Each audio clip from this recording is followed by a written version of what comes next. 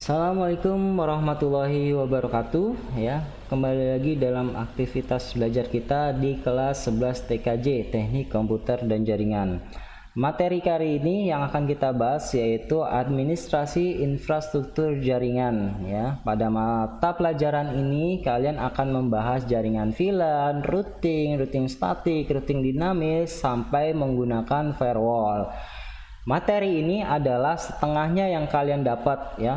Jadi untuk mata pelajaran administrasi infrastruktur jaringan di kelas 11 kalian dapat dan di kelas 12 pun kalian akan dapat. Jadi untuk mata pelajaran ini akan kita bagi dua, setengah di kelas 11 dan setengah lagi di kelas 12. Apabila kalian tidak paham di keseluruhan tentang materi di kelas 11, maka kalian pun akan kesulitan belajar nanti di kelas 12-nya karena materinya akan saling terhubung. Oke? Ya. Yang pertama yang akan kita pelajari adalah jaringan VLAN ya. Nanti setelah VLAN kita masuk ke jaringan routing. Nah, ini adalah proses yang tadi yang waktu kita belajar teknologi one, di mana routing macam-macam routing itu ada banyak ya, routing protokolnya. Nah, nanti kita bahas tuntas di sini. Oke, jaringan VLAN, kita masuk ke materi pertama. Apa sih yang dimaksud VLAN ya? Apa yang VLAN itu? Apa yang kalian ketahui tentang VLAN? Ya, VLAN singkatan dari Virtual Local Area Connection atau yang disingkat dengan VLAN. Ini adalah merupakan sekelompok perangkat pada satu atau lebih jaringan LAN yang dikonfigurasikan sehingga dapat berkomunikasi seperti halnya bila perangkat tersebut terhubung ke jalur yang sama. Padahal sebenarnya perangkat tersebut berbeda ya. Medianya berbeda, perangkatnya kondisinya berbeda, tempatnya pun berbeda, tetapi dia dikonfigurasi sehingga perangkat-perangkat tersebut seolah-olah berada di LAN yang sama, seperti itu ya. Namanya juga virtual, jadi dia terhubung secara virtual. Paham? VLAN menggunakan jaringan pihak ketiga. Nah, apa pihak ketiganya? Seperti Mikrotik atau Cisco ya, itu kita bisa konfigurasi VLAN di situ.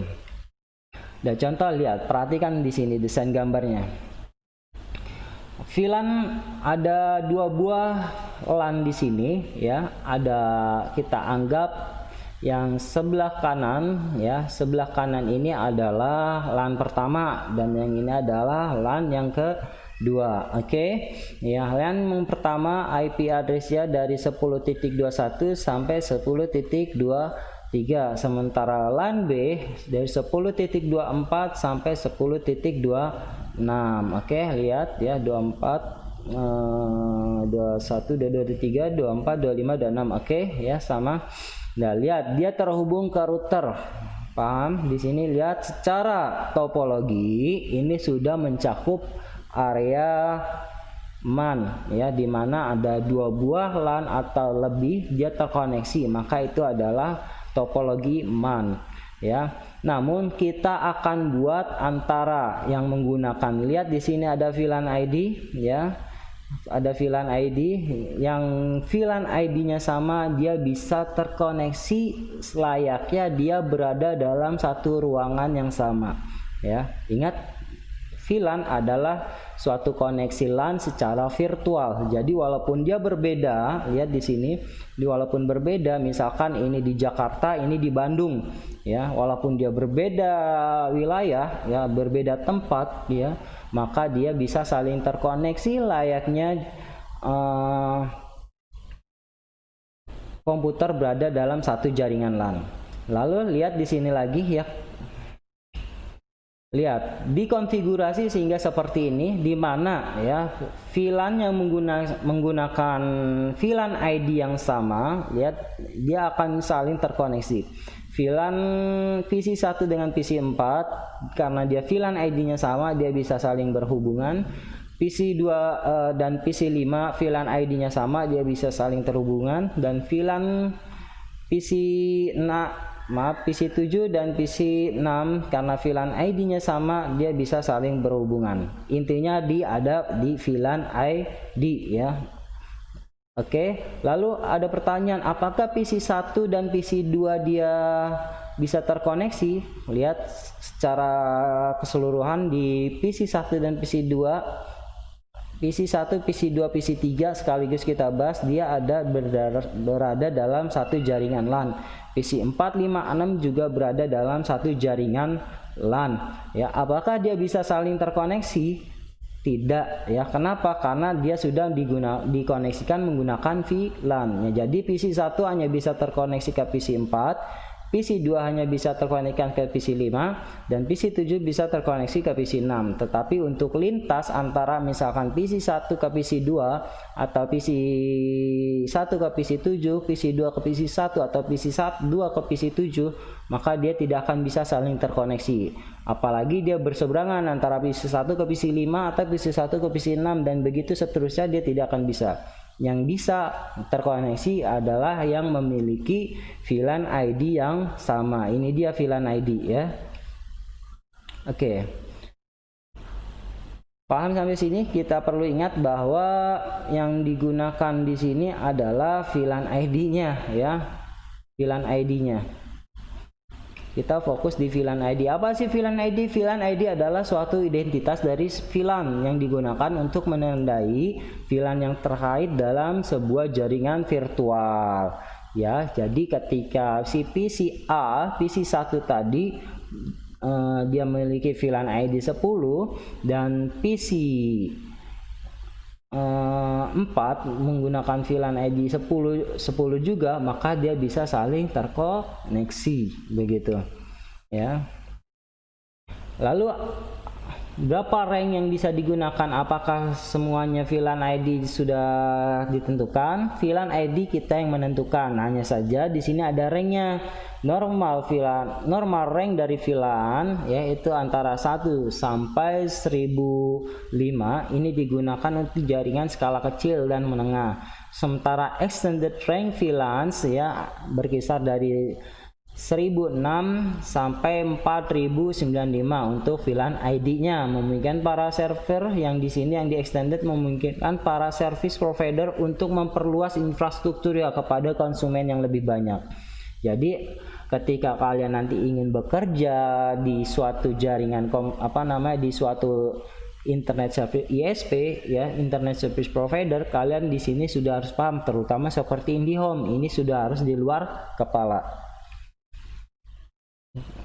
Oke, sekarang fungsi dari VLAN. Apa sih fungsi dari VLAN? VLAN memberikan sebuah metode untuk membagi suatu fisik network ke banyak broadcast domain, di mana broadcast domain ini biasanya sama dengan batas IP subnetnya. Setiap subnet mempunyai satu VLAN. VLAN membolehkan banyak virtual LAN berdampingan dengan sebuah fisik LAN. Tetapi walaupun dia berdampingan, kalau misalkan VLAN ID-nya sama, maka dia tidak akan bisa saling terkoneksi. Oke, misal ada dua buah mesin yang terhubung dalam sebuah switch. Keduanya tidak dapat mengirim Ethernet frame ke mesin lain meski dalam satu kabel yang sama. Ya, kenapa? Karena memiliki VLAN ID yang berbeda.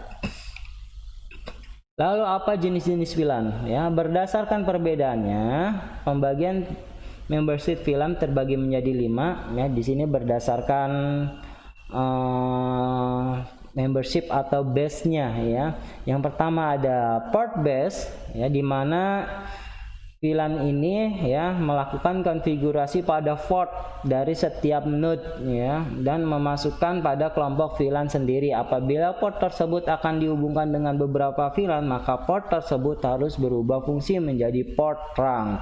Artinya ketika port dalam suatu Ethernet itu dijadikan suatu VLAN ya atau port base, VLAN port base, maka port itu beralih fungsi menjadi port trunk. Nanti kita akan bahas ada apa itu yang dimaksud dengan port trunk. Lalu yang kedua MAC base ya, berdasarkan MAC address. Membership atau pengumpulan pada jenis ini didasarkan pada MAC address dari setiap Ethernet ya, dari setiap switch. Tiap switch memiliki table MAC address sendiri-sendiri ya. Tiap komputer beserta kelompok VLAN tepat komputer itu berada. Jadi ketika switch menggunakan VLAN MAC address, tiap komputer yang terhubung pada VLAN MAC address yang sama, dia akan didaftarkan, dilistkan berapa aja, komputer mana MAC addressnya apa, komputer apa MAC addressnya apa, begitu. Oke, protokol base, karena VLAN bekerja pada layer 2 OSI, maka penggunanya bisa menggunakan protokol. Ingat layer 2 OSI apa itu ya? Layer 2 OSI, ayo masih ada yang ingat? Kita ingat-ingat lagi pelajaran komputer jaringan dasarnya ya. Bisa membagi protokol IP extended sebagai dasar VLAN dapat dilakukan atau dikonfigurasi. IP subnet address base ya. Selain bekerja pada layer 2, VLAN dapat bekerja pada layer 3. Nah, apa itu tingkatan layer 3 dalam OSI ya? Sehingga alamat subnet dapat digunakan sebagai dasar VLAN. Oke ya, kalian kan harus ingat 7 lapis layer OSI itu ya. Authentication base, device atau komputer bisa diletakkan secara otomatis di dalam jaringan VLAN yang didasarnya pada authentication dari user komputer itu sendiri. Ini biasanya menggunakan protokol 802.1x ya. Jadi protokol jaringan. Belajar TKJ biasa belajar ngayal kalau kalian tidak memiliki komponen perangkat-perangkatnya ya. Jadi ya kalian sering-sering banyak baca untuk bisa lebih memahaminya, atau banyak tutorial YouTube yang lain juga banyak, kalian bisa belajar di situ ya. Jenis-jenis VLAN berikut ini, fungsi VLAN berdasarkan kegunaannya ya, masih dalam jenisnya. Satu, ada VLAN data, ada VLAN default, ada native VLAN, VLAN management, ada VLAN voice. Oke. Apa itu VLAN data? Yaitu suatu konfigurasi yang hanya untuk membawa data-data dari setiap user ke user yang lain. Artinya di sini hanya digunakan untuk pengiriman transfer data saja ya. Lalu VLAN default, semua port switch pada awalnya menjadi anggota VLAN default. Secara default, switch Cisco ada VLAN-nya VLAN 1 ya. VLAN 1 tidak dapat diberi nama karena dia secara defaultnya sudah ada dari vendor Cisco-nya. Oke. Selanjutnya native VLAN ya, ini dikeluarkan untuk port trunking dengan protokol 802.1 key. Ya, protokol trunking 802.1 key mendukung lalu lintas jaringan yang datang dari banyak VLAN, atau di sini biasanya digunakan untuk VLAN tagging ya. Sama baiknya dengan yang datang dari sebuah VLAN atau untagging ya. Port trunking 802.1 key menempatkan untagging traffic pada native VLAN-nya. Jadi di sini dia bermain pada port-portnya yang digunakan sebagai VLAN base ya. Tadi ada jenis-jenis VLAN berdasarkan base-nya, ada port base ya. Nah, disinilah kalian nanti menggunakan native VLAN. Lalu VLAN management adalah suatu VLAN yang dikonfigurasikan untuk memanajemen switch. VLAN 1 akan bekerja sebagai manajemen VLAN jika kita tidak mendefinisikan VLAN khusus, di mana VLAN manajemen ini biasanya kita gunakan untuk memanage suatu pekerjaan. Contoh misalkan di LAN A dan LAN B LAN A ada 3 user, LAN B ada 2 PC di situ. Ya, ada server, ada printer server misalkan ya. LAN B di LAN A ada komputer A, B, C, di mana A hanya bisa ke server, tidak bisa ke printer, sementara B dan C ya bisa ke server. Bisa ke si printer. Nah, di sini kalian akan memanajemen penggunaannya. Nah, disinilah yang dinamakan yang namanya VLAN management. Oke, selanjutnya VLAN voice, VLAN yang biasanya digunakan untuk VoIP ya. Jadi VoIP itu kalian berkomunikasi antara satu sama lainnya menggunakan suara, media suara ini ya, seperti telepon menggunakan WA, WhatsApp, ataupun menggunakan Facebook. Nah, ini semuanya menggunakan VoIP ya, Voice over IP. Jadi kalian berkomunikasi melalui media jaringan internet. Nah, VoIP biasanya menggunakan suatu VLAN. Nah, maka di sini bisa kita kenal sebagai VLAN voice. Ya, nanti kita praktekkan kalau mau, kita coba membuat sebuah VoIP ya, kalau misalkan waktunya mencukupi. Ya. Sementara itu ada tipe koneksi VLAN dibagi menjadi 3 ya. VLAN terbagi menjadi 3 jenis berdasarkan koneksinya. Yang pertama ada trunk link, access link, dan hybrid link. Apa itu trunk link? Yaitu koneksi yang menggunakan antara switch di dalam sebuah jaringan komputer. Ya, artinya menggunakan switch tersebut digunakan sebagai VLAN trunknya ya. Lalu access link yaitu koneksi yang menghubungkan PC ke switch ya, itu ada suatu akses, VLAN akses namanya ya.